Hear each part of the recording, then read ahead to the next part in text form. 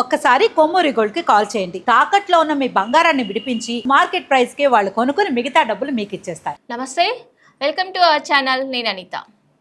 ఇవాళ రేపు అమ్మాయిలకు ఏమైనా ప్రాబ్లం వచ్చినా అంటే ఎవరి దగ్గర నుంచైనా హరాస్మెంట్కి గురి అయినా మనకు ఫస్ట్ ముఖ్యంగా గుర్తుకొచ్చేది పోలీస్ డిపార్ట్మెంట్. అంటే పోలీస్ స్టేషన్కి వెళ్ళడము, ఎఫ్ఐఆర్ పెట్టడం, అంటే కేసు నమోదు చేయడము. ఏంటి అంటే డిపార్ట్మెంట్ మీద ఉన్నటువంటి మనకు ఒక నమ్మకం. సో మనకి ఏదైనా అయినా కూడా డిపార్ట్మెంట్ మన వెనకల ఉంది, మనకు సపోర్ట్ చేస్తుంది అని చెప్పేసి ఒక ధైర్యం ఉంటుంది. సో దేశంలోనే Telangana police department the best అనే ఒక ప్రశంసలు కూడా దక్కుతుంటాయి. మరొక వైపు కొద్ది మంది పోలీస్ వాళ్ళు డిపార్ట్మెంట్ పరువును బజారుకి ఈడుస్తున్నారు. లంచాలతో పాటు స్టేషన్లకు వచ్చే మహిళలతో అనైతిక సంబంధాలు ఏర్పరచుకొని పోలీస్ శాఖకు మచ్చ తెస్తున్నారు. తాజాగా ఇలాంటి వ్యవహారంతోనే జూబ్లీహిల్స్ ఇన్స్పెక్టర్ అయినటువంటి యు శ్రీనివాసులు రెడ్డిపై సస్పెన్షన్ వేటు పడింది. సిఐ శ్రీనివాసులను సస్పెండ్ చేస్తూ హైదరాబాద్ నగర పోలీస్ కమిషనర్ సజ్జనర్ ఉత్తర్వులు కూడా జారీ చేశారు. జూబ్లీహిల్స్ పోలీస్ స్టేషన్లో బాధ్యతలు చేపట్టిన కేవలం 4 నెలల వ్యవధిలోనే ఆయన సస్పెన్షన్కి గురి కావడం పోలీస్ వర్గాల్లో తీవ్రంగా చర్చనీయాంశమైంది.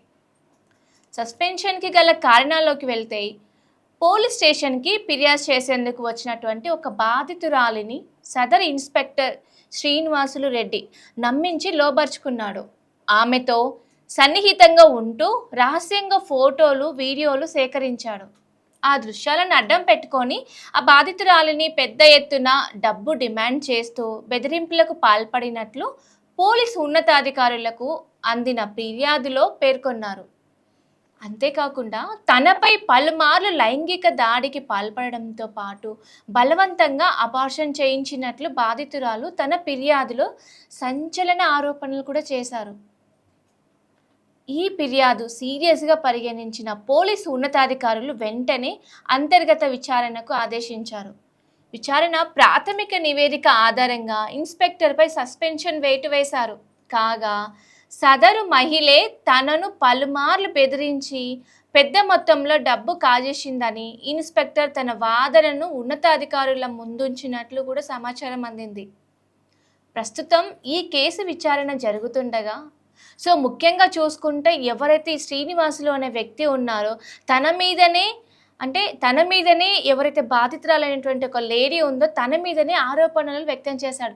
లేదు, తనే నా దగ్గరికి వచ్చి డబ్బులు డిమాండ్ చేస్తుంది, సో బ్లాక్మెయిల్ చేసి నా దగ్గరే డబ్బులు కావాలని చెప్పేసి నన్నే బెదిరిస్తుందని చెప్పడం కూడా జరిగింది.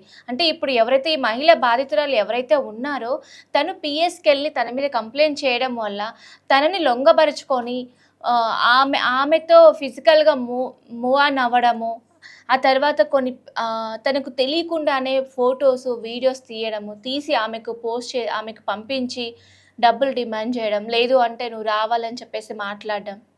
ఇవాళ రేపు సొసైటీ ఎలా ఉంది అంటే మనం ఇంతకుముందుకే మాట్లాడుకున్నట్టు ప్రొటెక్షన్ కోసం వెళ్ళినటువంటి ఒక ఆమెని తను ఇలా అక్రమంగా తనపై మూవ్ ఆన్ అవ్వడం అసలు ఎంతవరకు కరెక్ట్ అంటారు? ఎందుకంటే కొద్దిమంది పోలీస్ డిపార్ట్మెంట్ మీద ఉన్నటువంటి బాధ్యత చూస్తే కొద్దిమందిని చూస్తే ముచ్చటేస్తుంది. నిజంగా పోలీస్ డిపార్ట్మెంట్ వాళ్ళు చేసినటువంటి చాలా బెస్ట్, వీళ్ళు బాగా చేశారు అని కొంచెం మంచి పేరు ఉంటే ఇలాంటి వాళ్ళ వల్ల కూడా డిపార్ట్మెంట్కి బ్యాడ్ నేమ్ వస్తుంది. సో ఇలాంటి వాళ్ళు డిపార్ట్మెంట్లో ఉంటే రేపటి నాడు ఇంకా ఏమైనా అమ్మాయిలకి ఏమైనా ప్రాబ్లం వచ్చినప్పుడు పోలీస్ స్టేషన్కి వెళ్తే న్యాయం జరుగుతుందా, లేకపోతే వెళ్ళిన వాళ్ళకి అన్యాయం జరుగుతుందా? అసలు ఇది ఎంతవరకు కరెక్ట్ అంటారు? సో ఈ కేసు విచారిస్తే తనకి ప్రాబ్లం ఉందని చెప్పేసి ఆమె అక్కడికి కేసు పెట్టడానికి వెళ్తే ఆమెకే ప్రాబ్లం క్రియేట్ చేసినటువంటి శ్రీనివాసులు గారు, ఇది ఎంతవరకు కరెక్ట్ అంటారు చెప్పండి? సో ఇవాళ రేపు బయటికి వెళ్ళిన అమ్మాయికి ప్రొటెక్షన్ ఎక్కడ ఉంటుంది?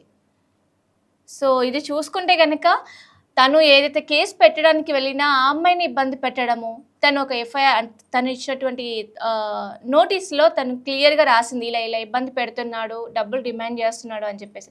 కానీ శ్రీనివాసులు తనే డిఫరెంట్గా ఏం చెప్తున్నాడు, లేదు రివర్స్గా ఆమె నా మీద ఆరోపణలు చేస్తుంది, ఫేక్ అలిగేషన్స్ ఇస్తుంది, ఇది ఎంతవరకు కరెక్ట్, నాతో డబ్బులు లాగడానికి తను ఇలా బిహేవ్ చేస్తుంది, తప్పుడు ఆరోపణలు ఇస్తుంది నా మీద అని చెప్పేసి తను చెప్పడం కూడా జరిగింది. సో చూద్దాము. ప్రస్తుతం ఈ కేసు విచారణలో జరుగుతుండగా త్వరలోనే నిజాలు బయటికి వస్తాయని పోలీసు వర్గాలు కూడా వెల్లడిస్తున్నారు.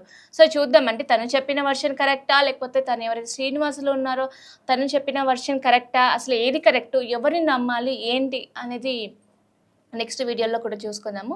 ఇదండి ఇవాల్టి లేటెస్ట్ అప్డేటు. సో ఇలాంటి అప్డేట్స్ కోసం చూస్తూనే ఉండండి అవర్ ఛానల్ని. Thank you.